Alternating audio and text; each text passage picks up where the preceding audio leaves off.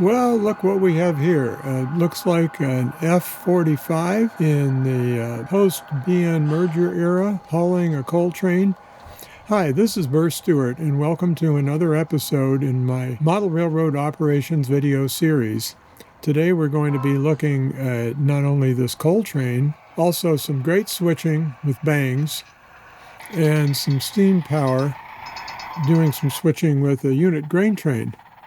And along the lines of reality model railroading, we'll explore how bangs don't work out as well as they're intended sometimes. So let's get on with it. For starters, I didn't even mention that Brian brought over this re-gauged Alco unit on the narrow gauge, the HON3 branch. And we've seen this before, but he put a new sound decoder in it that sounds a lot better.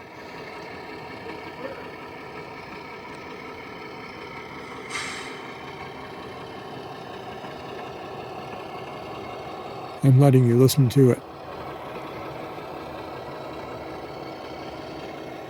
Doesn't look like it's working too hard to pull that train up that trestle there.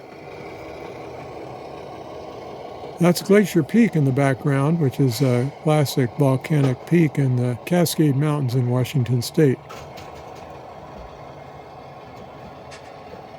It's amazing what a trestle will do to a model railroad scene, isn't it? It just looks wonderful.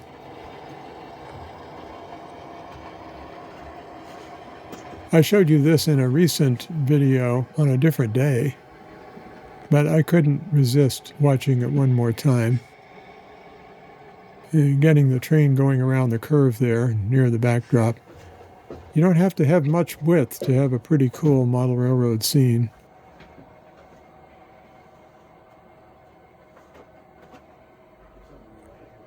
All right, now here's the promised unit coal train, hauled by two SD40-2s and that F45. Very nice. We'll look at this in a couple of different spots. At the moment, we're going through Everett's Bayside Yard, which is a common spot for coal trains to wait before they go up to the export terminal in Vancouver, British Columbia.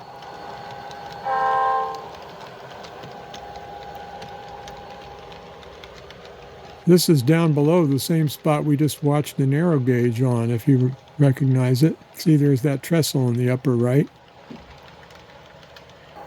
Now here's the Snohomish River Bridge. I don't know what those divers are doing. They're rescuing somebody, I think.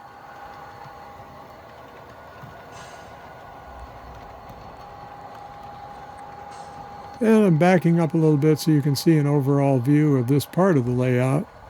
And this knife-edge ridge, which really works as a wonderful backdrop without having to even paint backdrop on it, on the middle of it there.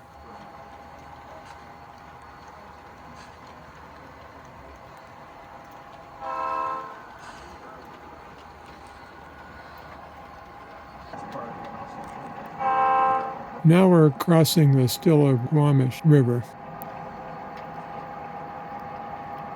I'm struggling to learn how to use my iPhone 17 to get just the right focus that I want.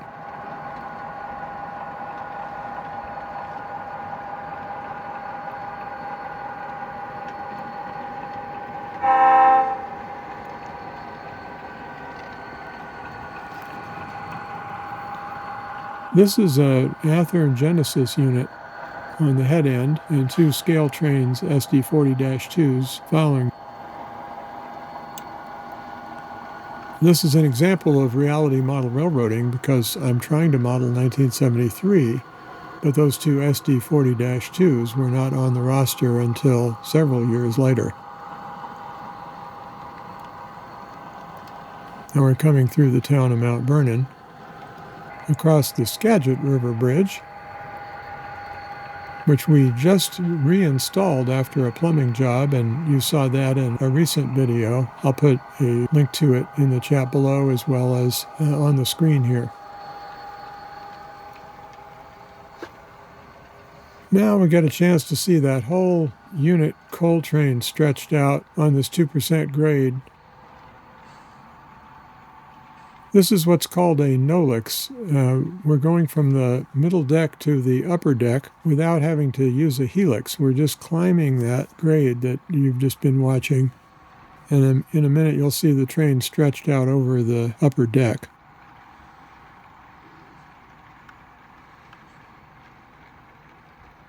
That's a beautiful Bruce Barney 3D printed caboose there.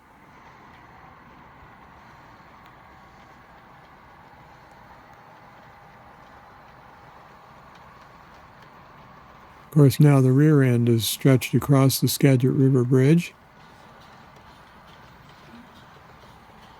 And there you can see the whole town as well as the hillside and the corner that I've gotten back in shape after the construction project we were doing here.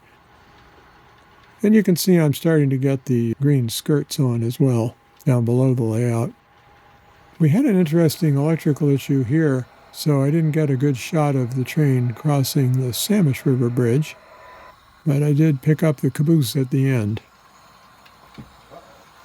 This is a lift-out section right here.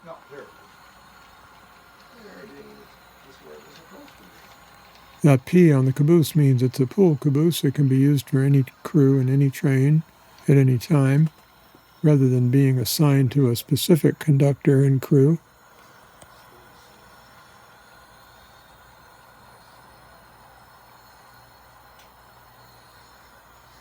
And now we can back up a little bit and see my little airplane tokens of my past life as a pilot.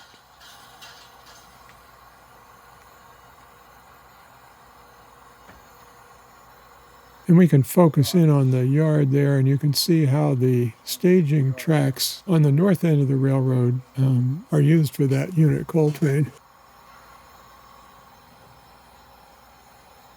Now back down in Stacy Street yard, Scott was banging some cars around trying to get organized for our upcoming Sound Rails operating session.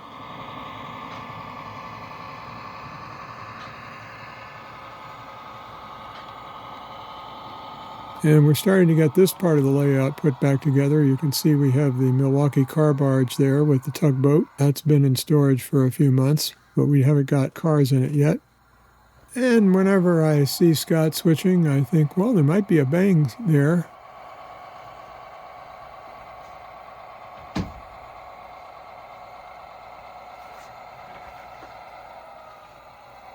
In this case, it was a little bit dubious because the bang, couplers didn't mate.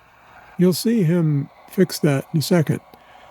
This is reality model railroading on this channel, so we show the mistakes and so forth. But he needed to couple into these cars as well.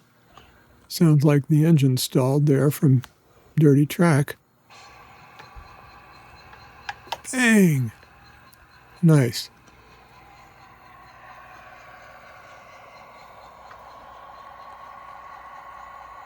Now what he's going to do now is go in with a pick and fix that coupler that didn't connect.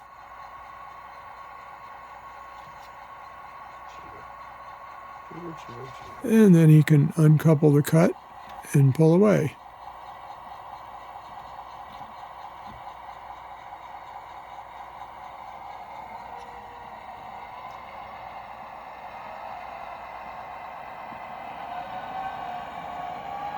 This is a beautiful model of an SW1500 that was recently released by Athearn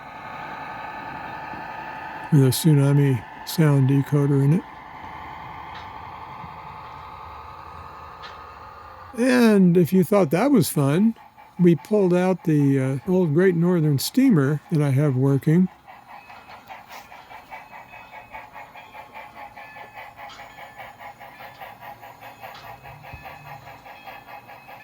And Aiden decided he would load the grain terminal, the big Cargill export grain terminal at Pier 86. Nope. Fell short. Bang! Now this is reality model railroading, folks. Sometimes when you come up to a joint, the couplers aren't quite aligned, and or they're stiff because somebody like me painted a little rust color on the couplers to make them look more realistic, but then they don't work so realistic. Anyway, bang! We did realign the couplers so that they did join. We're going to try this again. But if you find yourself taking 3 tries to get cars coupled together, just remember that you're engaging in reality model railroading. And actually, I think it happens in the prototype too, for that matter. It's tricky to get the couplers aligned, and you don't want to damage the couplers, because that's a whole nother delay. Now, as I mentioned, we're trying to model 1973. We wouldn't have steam.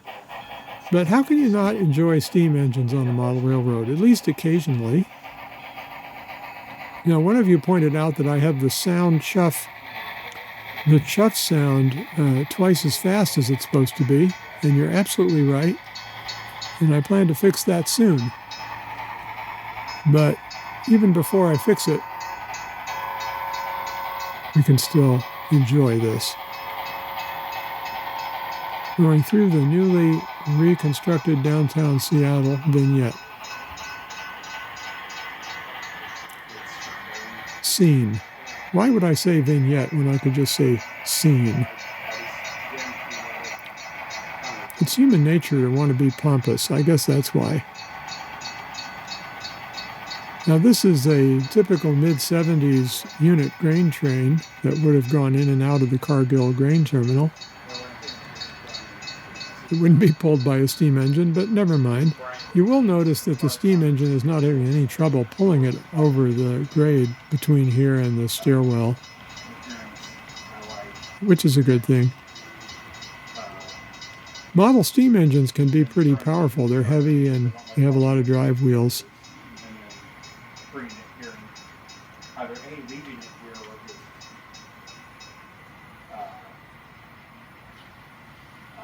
Now I went back to see what was going on in Scott's world, and he was still switching in parallel to this grain terminal move. I just love parallel trains.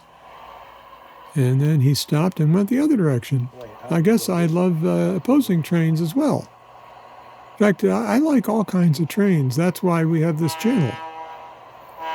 Much fun with trains.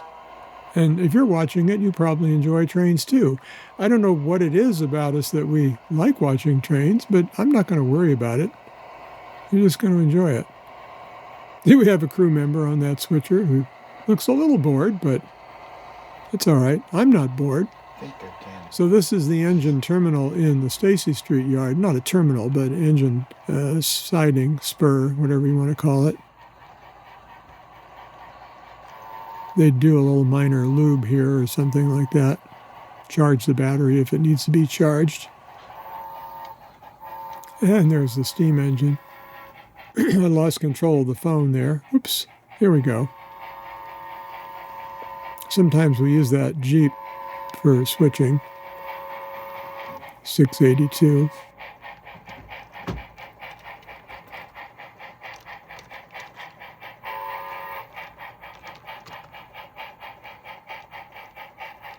Now, as cool as this steam engine is, the action on the other end is interesting too, since we're stuffing a 20-car unit train into 4 tracks.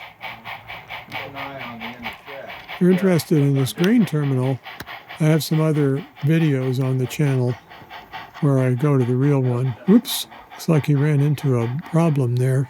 So on the other end of the train, you can see there's 4 tracks there that we're shoving cars into. And I'm going to speed this up so you can just see that it did indeed happen.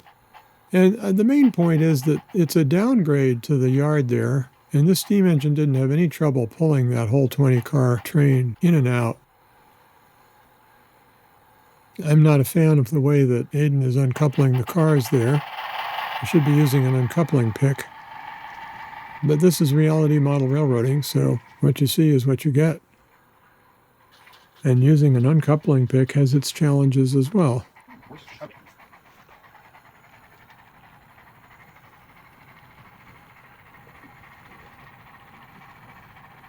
I kind of enjoy this angle of the squiggly yard throat and car shoving action.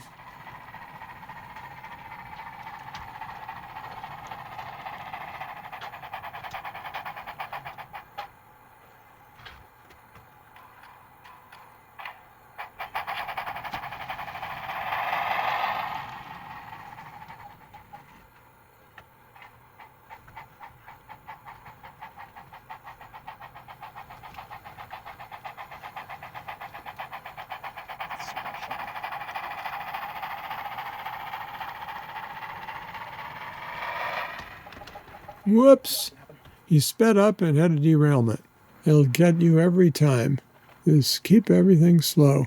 So, of course, he lost his patience and started doing it by hand. Now he's going to come down and put this last group of cars on the 4th track. We get to watch the steam engine a little bit, even if it's out of focus. And he forgot to flip the switch. There we go. So now these grain cars are ready for somebody to make up a unit grain train, and they would be empty, of course, after being unloaded, so it would be shipping the empty cars back to the Midwest. I'm not sure you'd use a unit grain train for that, but never mind.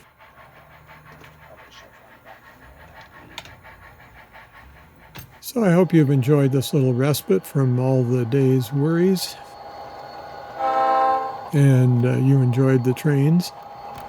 I showed you some sort of sketchy reality model railroad activity, and choices of trains and engines. But it's all fun, and if you look at the other videos on my channel, you'll see even more fun. So with that, this is Burr Stewart wishing you much fun with trains.